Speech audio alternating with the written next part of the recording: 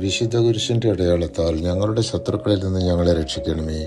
ഞങ്ങളുടെ തമ്പുരാനെ, പിതാവിൻ്റെയും പുത്രൻ്റെയും പരിശുദ്ധാത്മാവിൻ്റെയും നാമത്തിൽ ആമേൻ. വിശുദ്ധ ഗ്രന്ഥം പഴയ നിയമത്തിലെ 22-ാം പുസ്തകമാണ്. 42 അധ്യായങ്ങളിലായി വിവരിക്കുന്ന ജോബിൻ്റെ പുസ്തകം. BC 7ഉം 5ഉം നൂറ്റാണ്ടുകൾക്കിടയിലാണ് ഈ ഗ്രന്ഥം രചിക്കപ്പെട്ടതെന്നാണ് കരുതപ്പെടുന്നത്. ജോബ്, എലീഹു, മോശ, സോളമൻ എന്നിവരിൽ ആരാണ് ഈ പുസ്തകത്തിൻ്റെ ഗ്രന്ഥകർത്താവ് എന്നത് വ്യക്തമല്ല. ജോബ് എന്ന നീതിമാനായ വ്യക്തിയുടെ ജീവിതം, ദൈവവിശ്വാസം, ദുരിതം, നീതി, സഹനം എന്നിവയെക്കുറിച്ചുള്ള ആഴമുള്ള ചിന്തകളാണ് ഈ പുസ്തകത്തിൽ പ്രതിപാദിക്കുന്നത്. ഊസ് ദേശത്ത് ജീവിച്ചിരുന്ന ജോബ് ദൈവഭക്തനും ദോഷം വിട്ടകലുന്നവനും ആയിരുന്നു. ദൈവം ജോബിൻ്റെ വിശ്വാസം പരീക്ഷിക്കാൻ സാത്താനെ അനുവദിക്കുന്നു.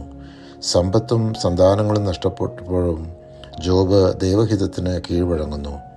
അദ്ദേഹത്തിൻ്റെ ശരീരത്തിൽ വ്രണങ്ങൾ നിറഞ്ഞു. ഭാര്യ പോലും അദ്ദേഹത്തെ പഴിക്കുകയും ദൈവത്തെ ശപിക്കാൻ ആവശ്യപ്പെടുകയും ചെയ്തു. എലീഫസ്, ബിൽദസ്, സോഫാർ എന്നീ 3 സുഹൃത്തുക്കൾ ഇയ്യോബിനെ സന്ദർശിച്ച് ദുരിതം പാപഫലമാണെന്ന് വാദിക്കുന്നു. ഇയ്യോബ് ദൈവത്തോട് ചോദ്യം ചെയ്യുന്നു, പക്ഷേ വിശ്വാസം വിട്ടുനിൽക്കുന്നില്ല.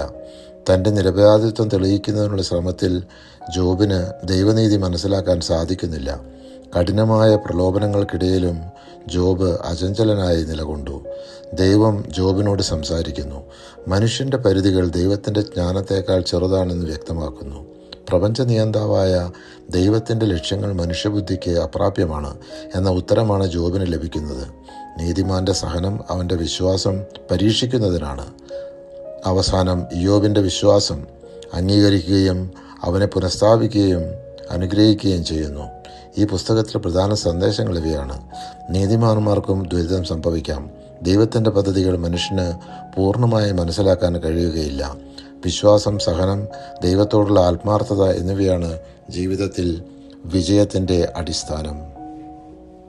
പരിശുദ്ധാത്മാവെ, തിരുവചനത്തിൻ്റെ അനന്തശക്തിയാൽ ആത്മാവിൻ്റെ ഫലങ്ങളും ദാനങ്ങളും നൽകി തീക്ഷ്ണതയാൽ ഞങ്ങളെ ജ്വലിപ്പിക്കണമേ. ആമേൻ.